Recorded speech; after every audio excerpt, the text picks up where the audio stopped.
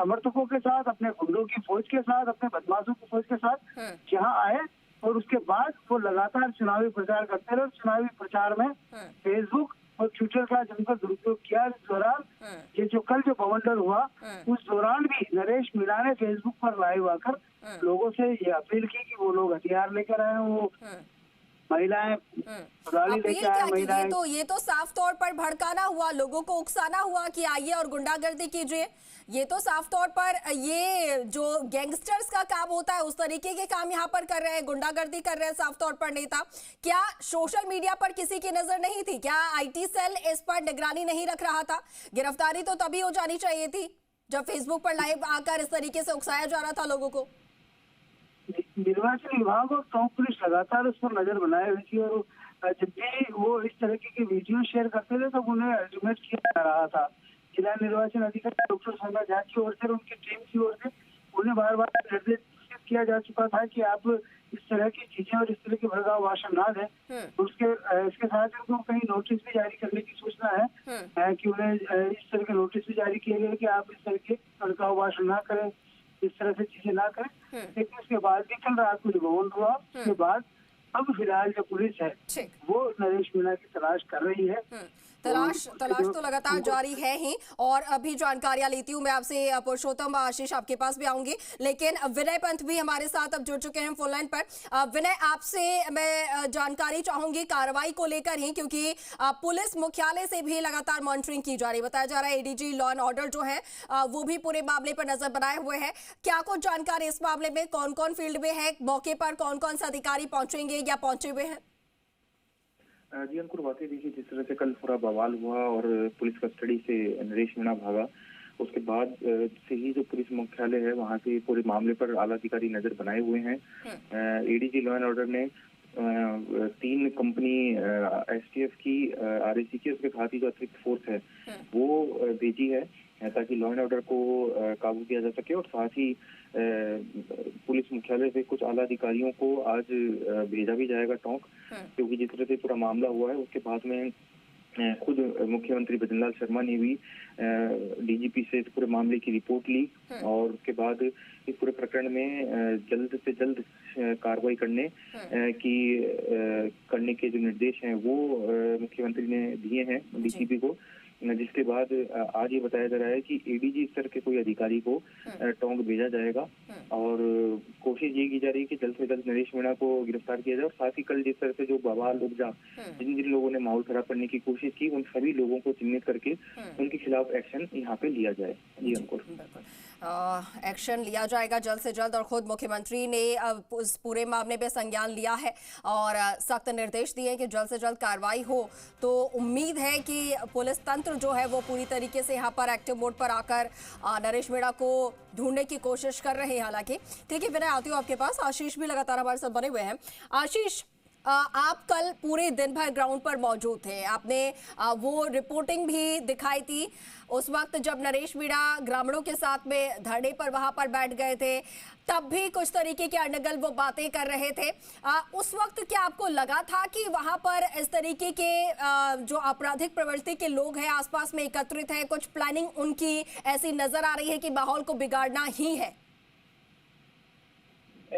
बिल्कुल इस तरह से पुलिस को भी अंदेशा था, तमाम जो प्रशासनिक अधिकारी है उनको भी इस बात का अंदेशा था कि इस तरह की हरकत हो सकती है, क्योंकि चुनाव के बिगाड़ने की यहाँ पर कोशिश भी की जा रही थी। लगातार जो लोग थे वो जुट रहे थे और शाम के बाद तो जो बाहरी लोग हैं वो भी यहाँ पर जुटना शुरू हो गए थे और इसीलिए वहाँ पर तनाव बढ़ा, पुलिस का पहरा बढ़ा और ये लाठीचार्ज और आगजनी की घटना घटी और जिसके बाद में पत्थर बरसाए गए, पुलिस पर बरसाए गए। तमाम जो पुलिस के तमाम जो जवान हैं वो उन पे चोटें आई है, लेकिन अब देखना होगा कि इस पूरे माहौल को किस तरीके से सुधारने का काम पुलिस प्रशासन या अमला उनका करेगा और कैसे ये स्थितियां कंट्रोल में होंगी। लेकिन फिलहाल जो गांव में जो पुलिस का भारी जाब्ता तैनात है और लगातार जो तलाश है वो नरेश मीणा की जा रही है कि नरेश मीणा को गिरफ्तार किया जाए, क्योंकि